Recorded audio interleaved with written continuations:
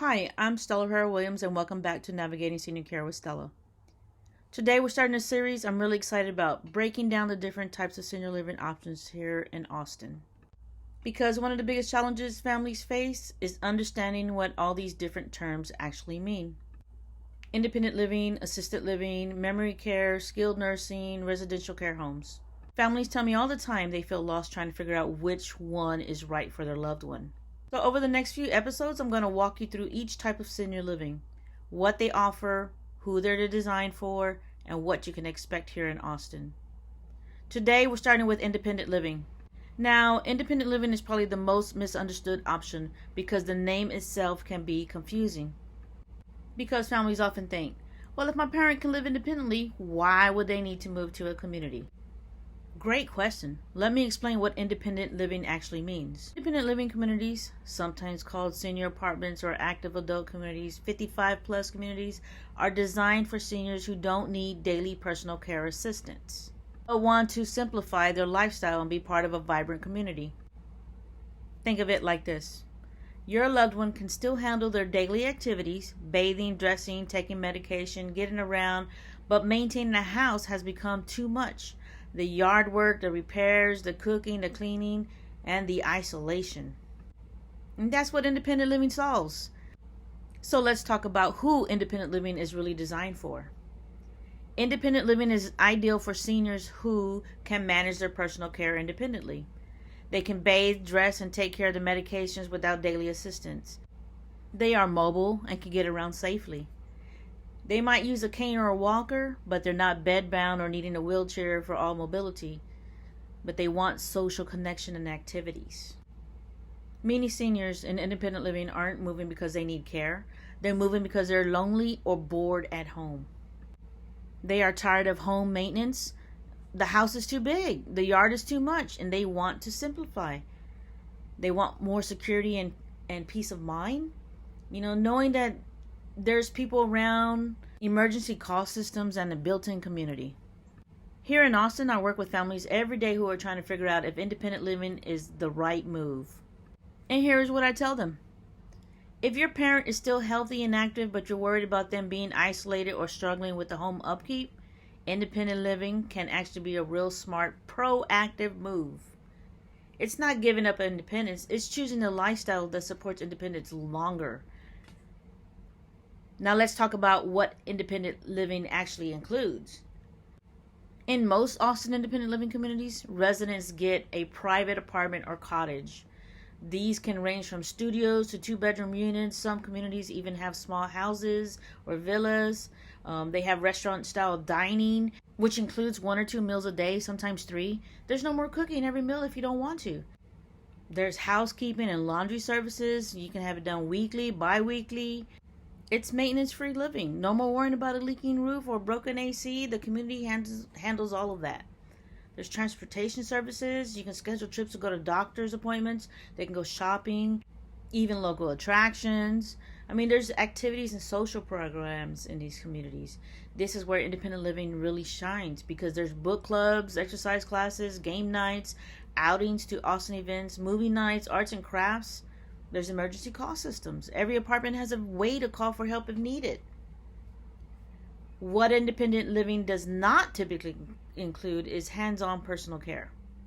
If someone needs help bathing, dressing, managing medications daily, or has significant mobility issues, they likely need assisted living instead, which we'll cover in the next episode.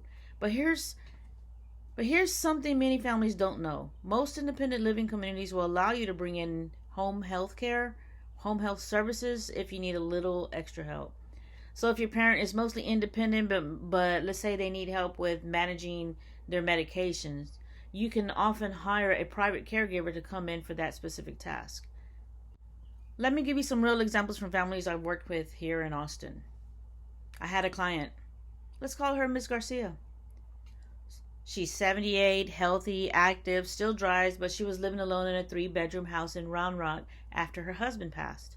The house was too big, too quiet, and she told me she'd go days without talking to anyone. Her daughter called me worried because Miss Garcia was becoming depressed. Not because she needed care, but because she was isolated. We toured several independent living communities in the Austin area, and she chose one in Cedar Park. Within a month, Miss Garcia had a whole new friend group. She was taking water aerobic classes, playing bridge, and going on community outings. Her daughter told me it was like getting her mom back.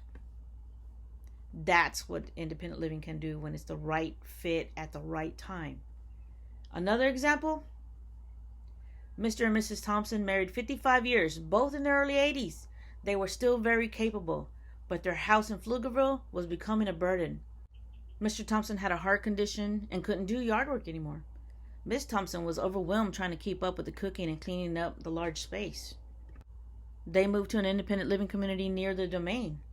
Now they have a 2-bedroom apartment, meals are handled, housekeeping comes in weekly, and they spend their time doing the things they actually enjoy instead of maintaining a house.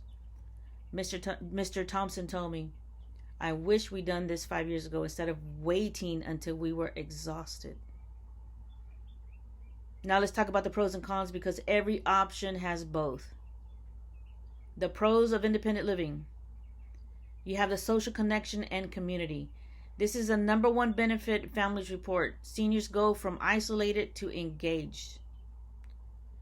There's a simplified lifestyle. There's no more home maintenance, yard work, or cooking every meal. There's built-in activities and entertainment. There's always something happening if you want to participate.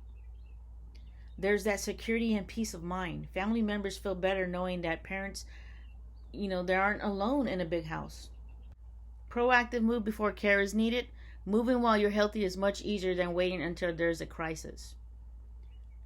An opportunity to age in place. Many independent living communities are part of a larger campus that also offer assisted living or memory care. So if needs change, you're already in that community. Now, the cons, because we need to be honest about these too. Cost.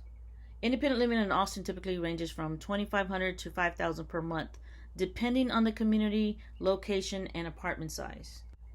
That's not covered by Medicare or Medicaid. It's private pay. Loss of the family home. This is emotionally difficult for many seniors. That house holds memories, and letting go can be hard. Less privacy than living alone.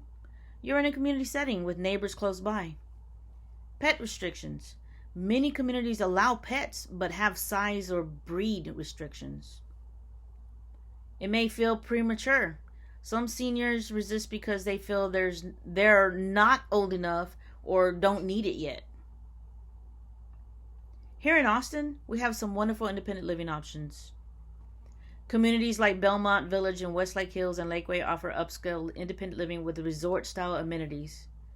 The Enclave communities in Cedar Park and Round Rock provide more affordable options that are still high quality. Westminster has a beautiful campus near downtown with continuing care options. And there are dozens of other communities throughout the Austin metro area, each with their own personality and price points.